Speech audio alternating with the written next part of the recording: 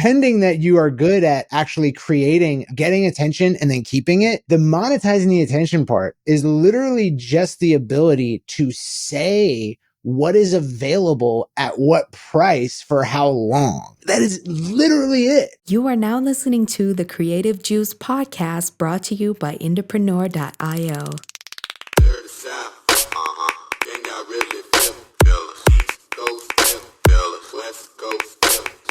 What's up, Indies? Welcome back to Creative Juice. This is episode 353 and is the final episode in our Foundations arc, where we're talking about music marketing, the 3 levers that your music marketing pulls for you in your business. And today we're going to be talking about monetization, how to monetize the attention that you're gathering from your fans online. I'm your host, Jack McCarthy. With me, as always, is Circa. Circa, you ready to get into customer psychology today, dude? I'm quite ready. Yes. I'm psyched. I think this is going to be a fun one. We've talked a good bit, I think, on the podcast over the last 3 or 4 months about monetization strategies and different revenue plays that you can put into place in your career as an artist and as a musician as a whole, even if you're on like a journeyman's path, which we've talked about. But for this episode, talking about the lever of monetizing attention, we wanted to take a little bit of a different spin to hopefully illuminate your thinking on customers and what they represent in your business and how you can think like a customer, zoomed out 30,000 foot view, what it means to have customers, what it means to monetize, how you can best go about doing it, because it can be a little bit mysterious if you've never thought about this before, especially if, your music business is new, is fresher. If you're getting into having customers or e-commerce for the very first time and you've never really thought about how do I actually sell something to someone, this might be an episode that will help. So I'm excited to talk about it. Yeah, I think we haven't really touched on this since we began this sort of restart arc, where we're really just going over the fundamentals from the ground level up and restarting sort of our position statement, our whole philosophy. We haven't really mentioned this too much, but I think it's important to now go back and look at everything you've learned so far if you've been following along this series, and consider how much of what we've talked about is denominated in offers.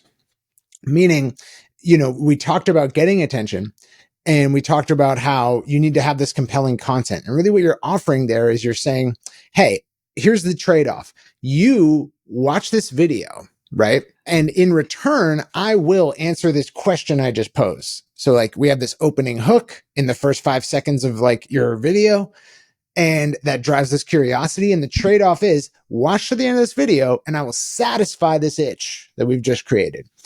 Every piece of content is an offer, and the headline for that offer is the hook.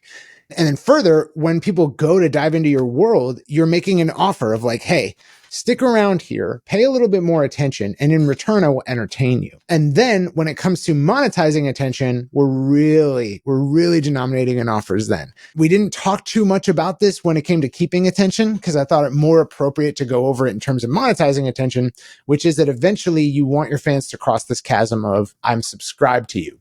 Likely before they purchase something from you, they're going to sign up for your email list or sign up for your text list.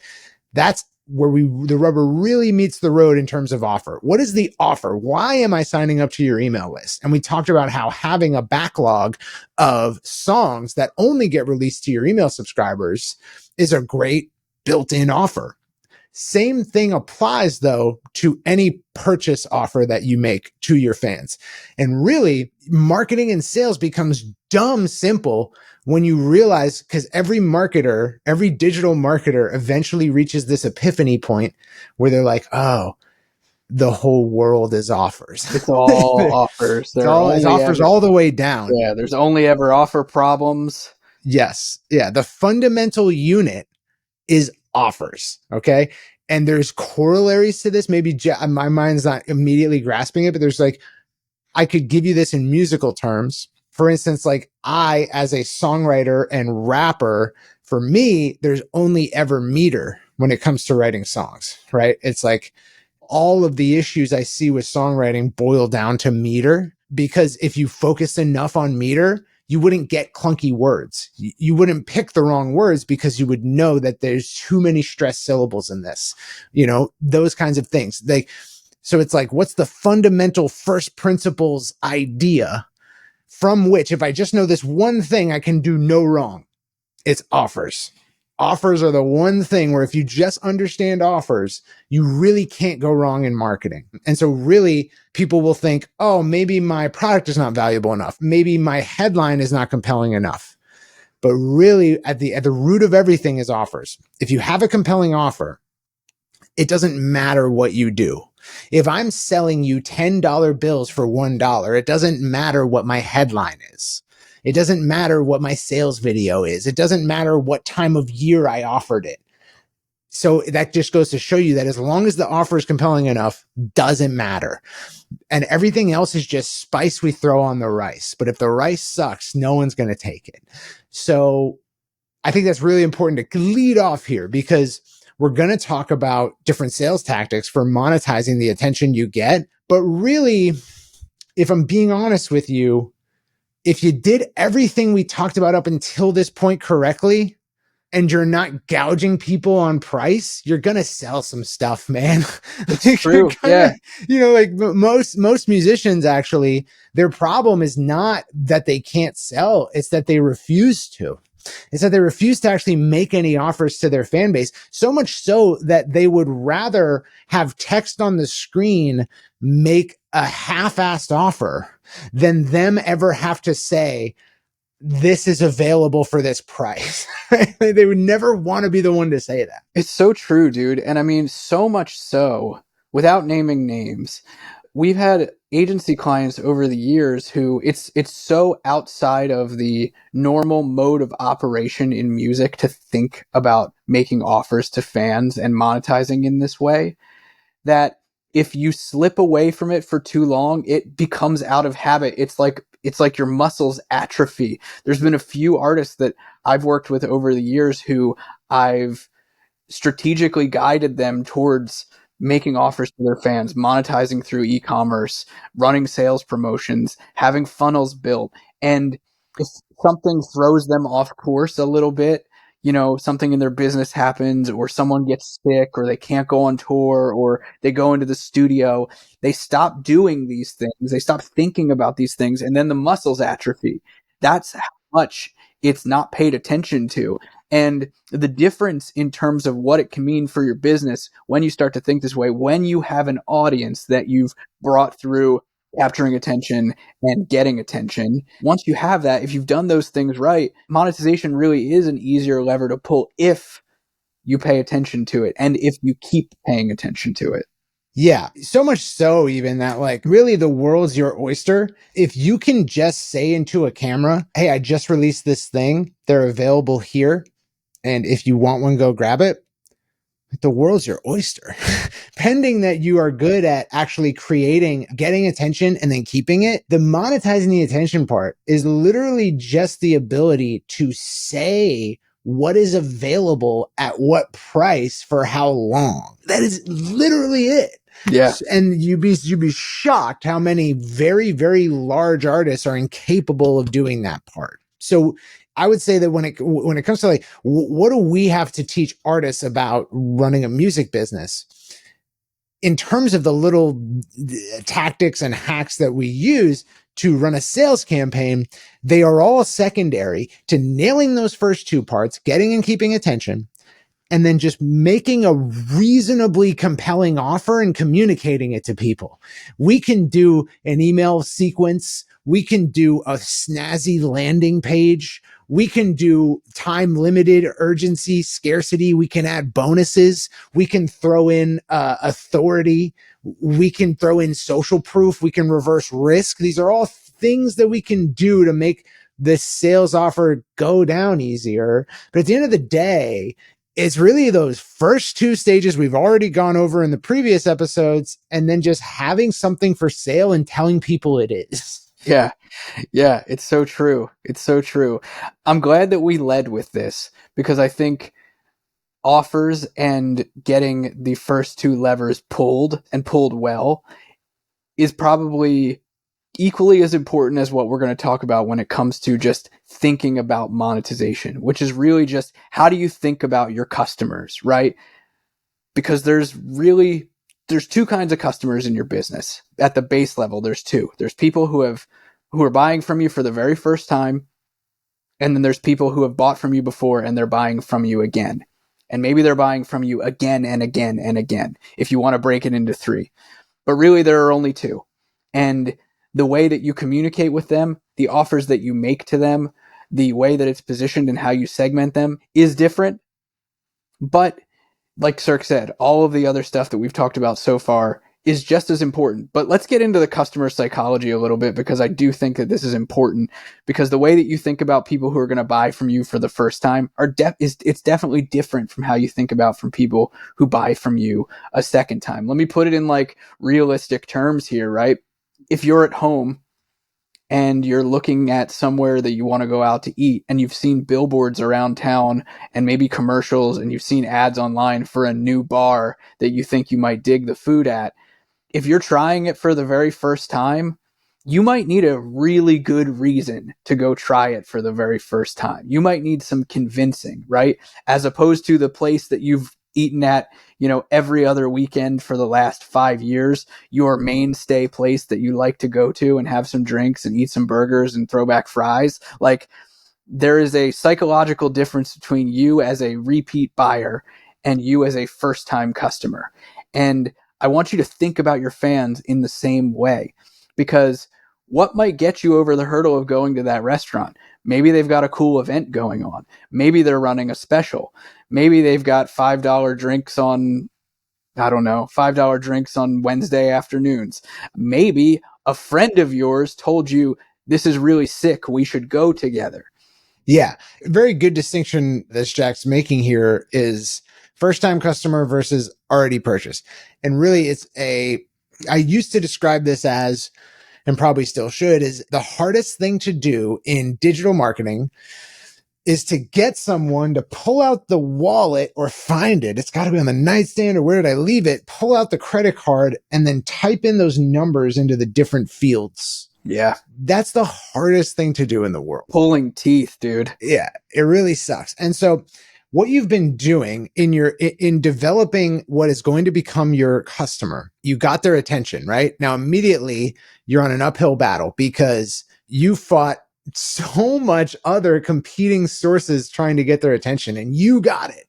Then you have to keep their attention despite all that competition. Like, they already paid you attention, which means like you're kind of stale already. So now you're really fighting gravity to push them up this hill.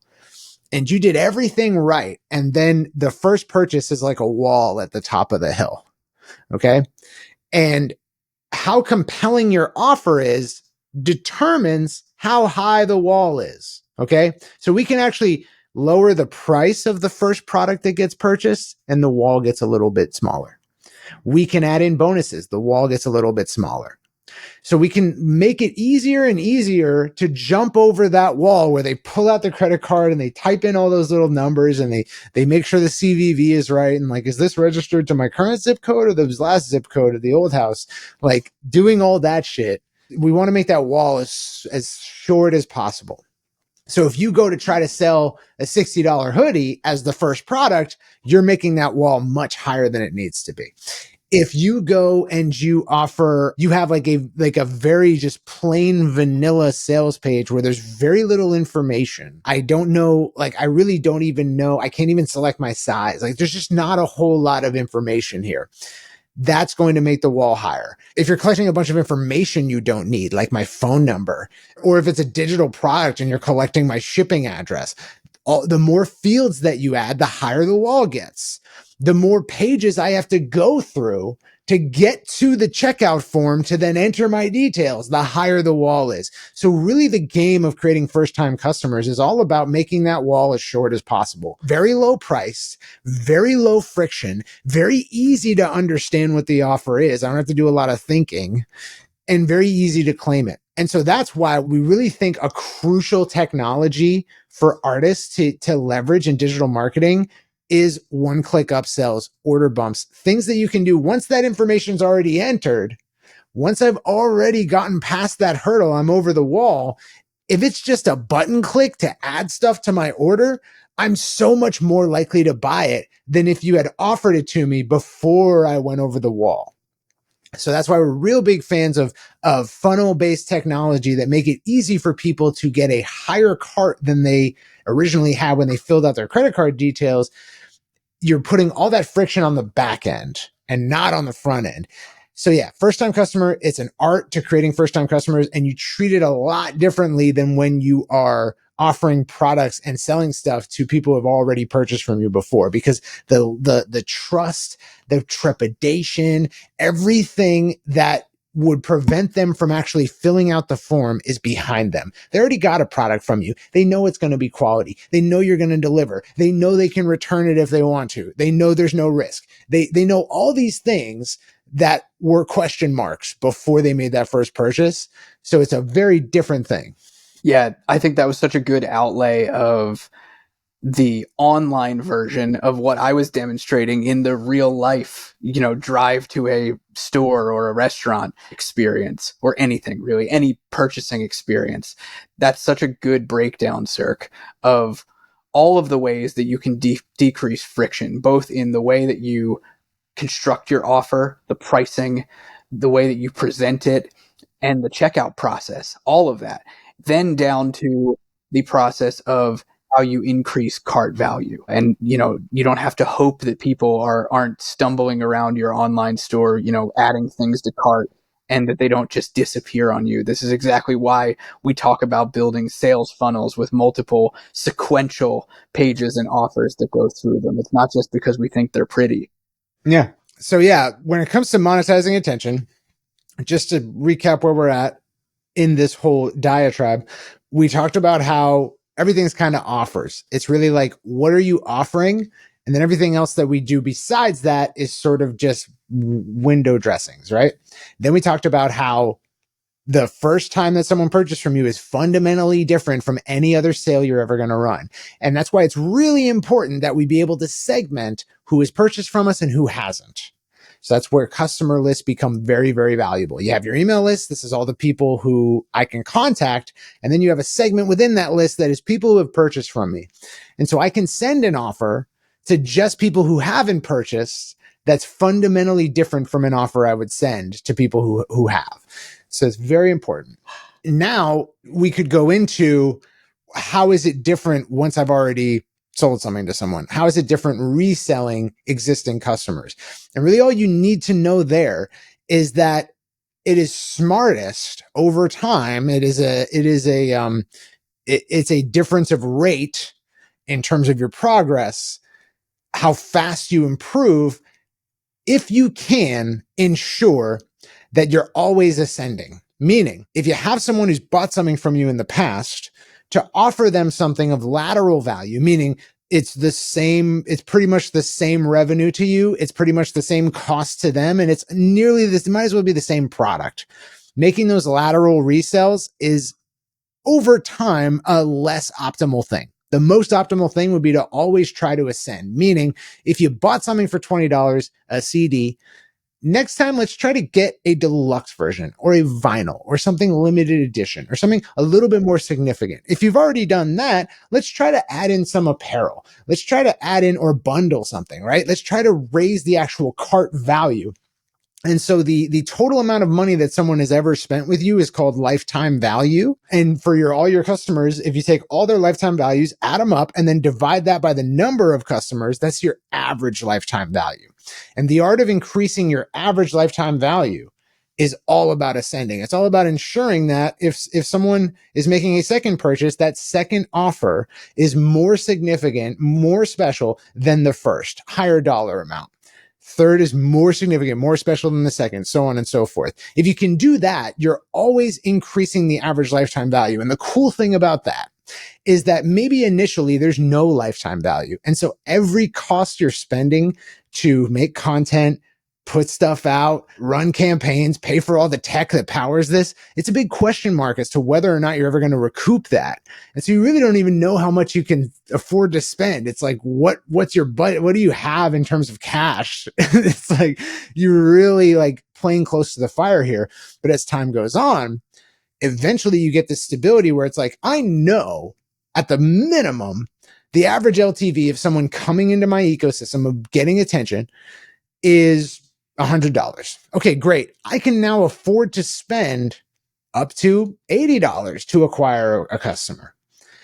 And really the deep marketing insights, kind of advanced stuff that we're trying to get you to understand here, is that the person who can spend the most to acquire a customer wins. Meaning, if you can spend more than anyone else to get someone into your world and buying stuff from you, you are going to win, not necessarily because you're going to choke out all your competitors and they can't afford to keep up with you, but just because you can deliver the coolest experience to people. It's more fun to be your fan and customer because you can spend more on doing that.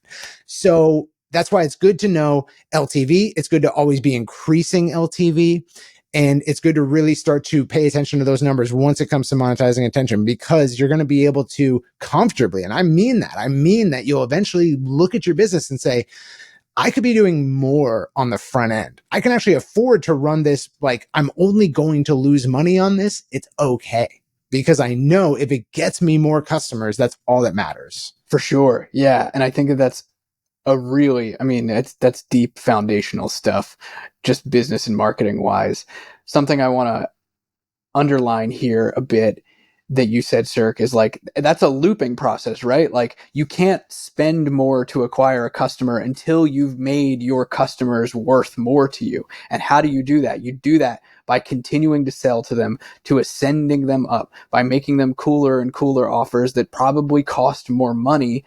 And the cool thing about your repeat customers is, on average, they say it's 5 to 7 times more expensive to acquire a customer than it is to sell to an existing customer. So what's cool about that is you don't need to incentivize your existing customers with deep discounts or really, really cheap stuff or things that cost you a ton of money and don't get you a lot of profit margin.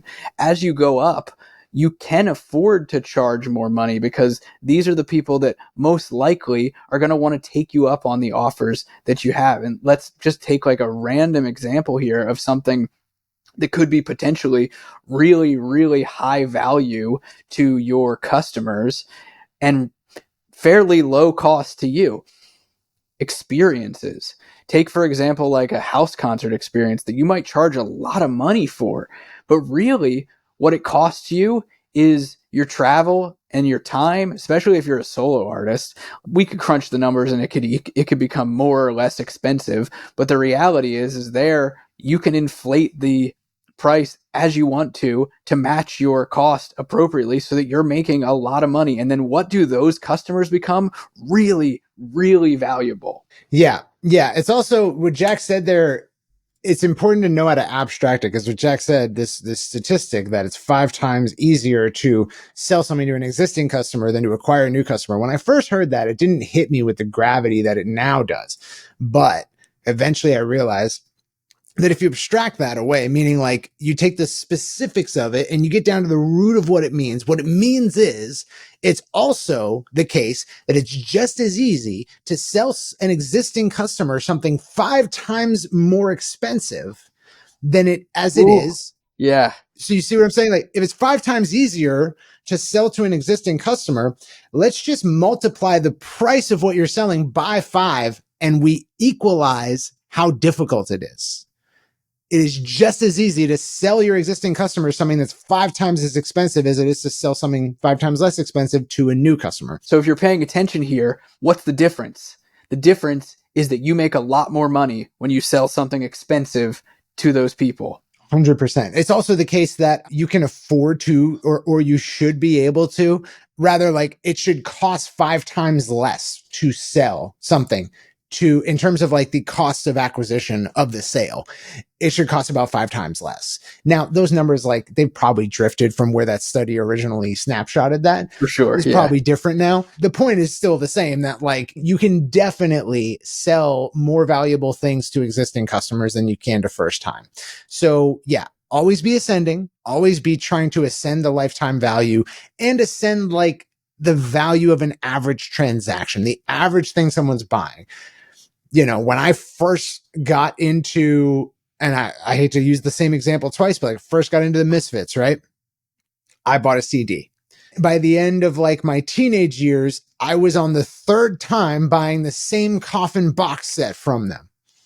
So I had bought a $150 box set 3 times. And you can see how naturally I went from $20 to $150 to $150 times 3. Okay. I naturally ascended. That's like the natural pathway. If I'm continuing to enjoy my purchases from you, then I naturally will ascend. Yeah. This loops back, man, this episode has been full of loops, but this loops back to literally the first thing that Cirque brought up at the top of the episode. And that's like, what does all of this customer ascension, what does all this sales stuff force you to do? And maybe we close with this. What does this force you to do? It forces you to create more offers and more products. It forces you to expand your inventory. It forces you to think differently about the things that you sell and how you position them, how you price them, how you package and assemble offers.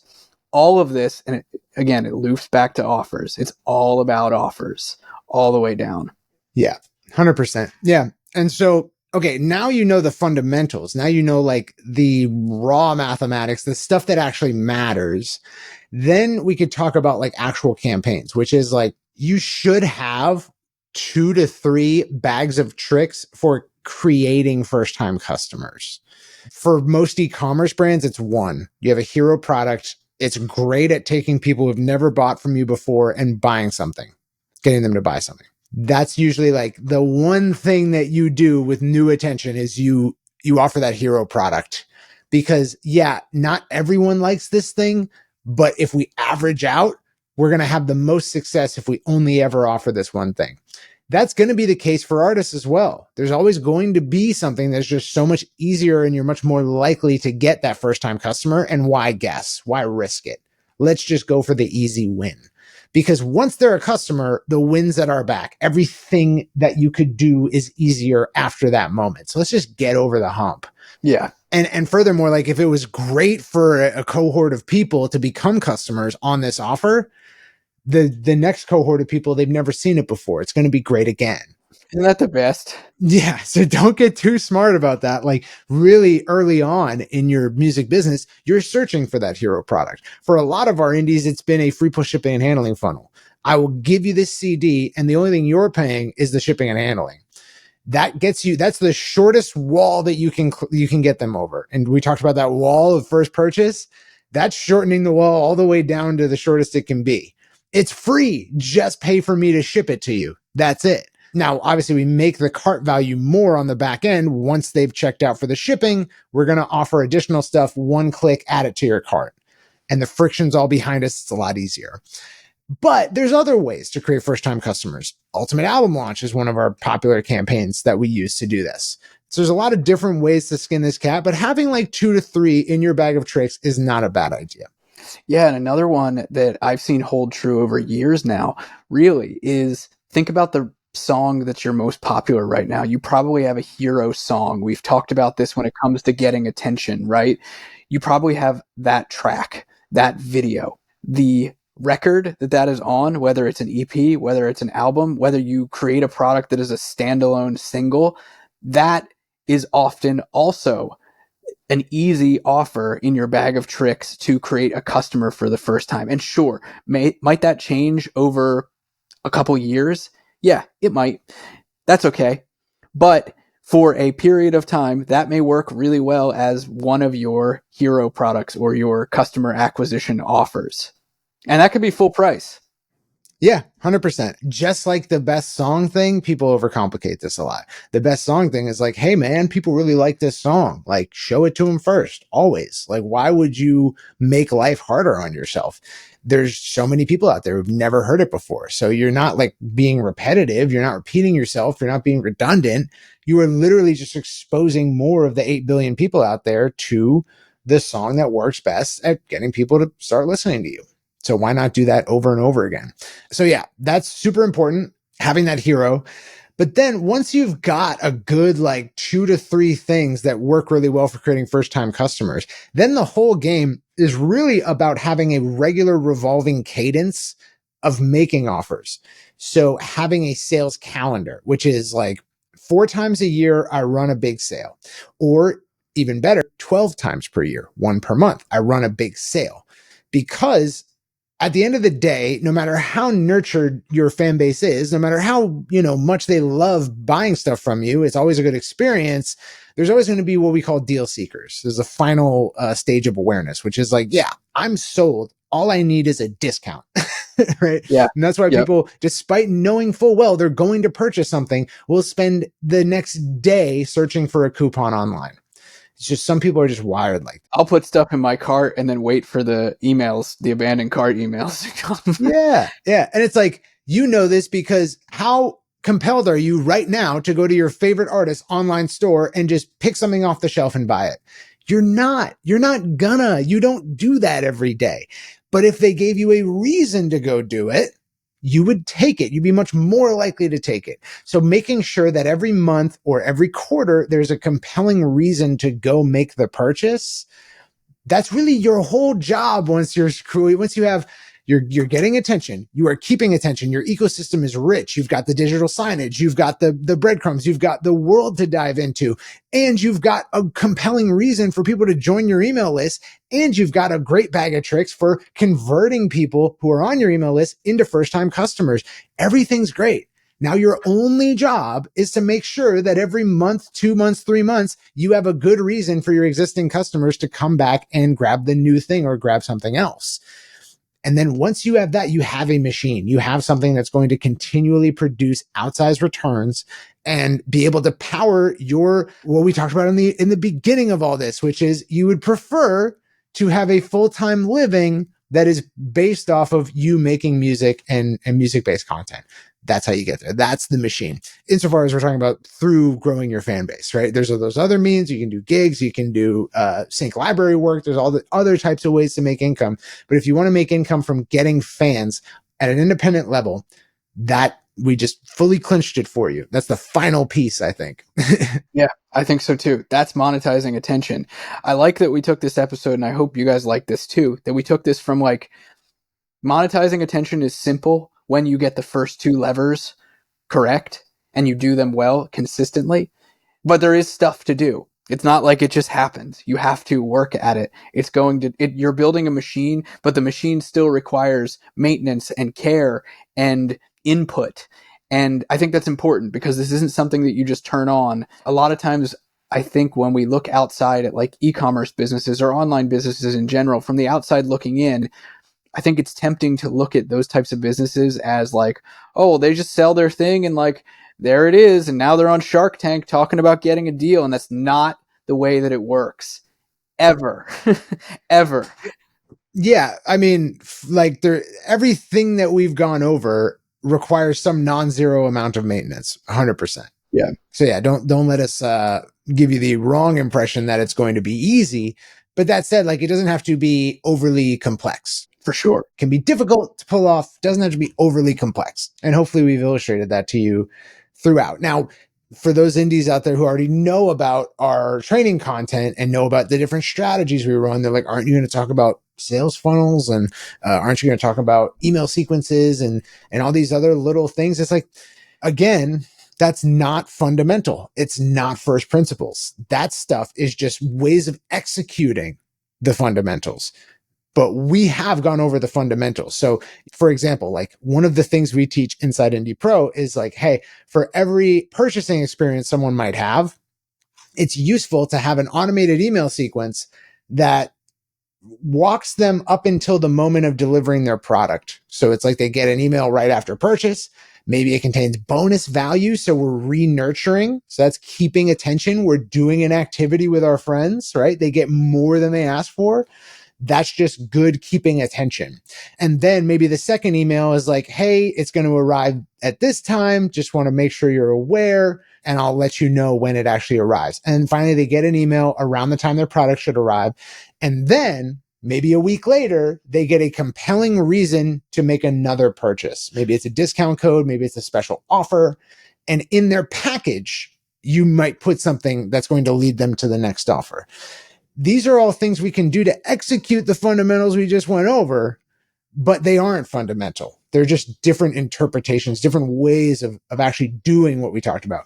So yeah, that's why we've kind of stopped short of going into any of the nitty gritty tactical stuff and just talked broad strategic fundamental concepts. Yeah, which I think was important for this episode in particular, because it's very easy to get caught up in the tactics and take those as dogma. And that's really the antithesis of this whole arc that we've been bringing to you guys over the last few weeks. It was really about stripping it back to like, let's talk music marketing and what it's supposed to do for you and the things that you should be doing and focusing on with it. And this is monetizing attention. Yeah. I hope you guys dug this. I hope you find it helpful. I hope it gives you a new, fresh perspective to think about this arm or this lever in your music marketing, especially as we're getting ready to go into a new year, new ammunition to think about when it comes to how you're going to grow your business in 2025. And I hope to see all of y'all do it. Peace out, y'all. Peace. East Coast, West Coast,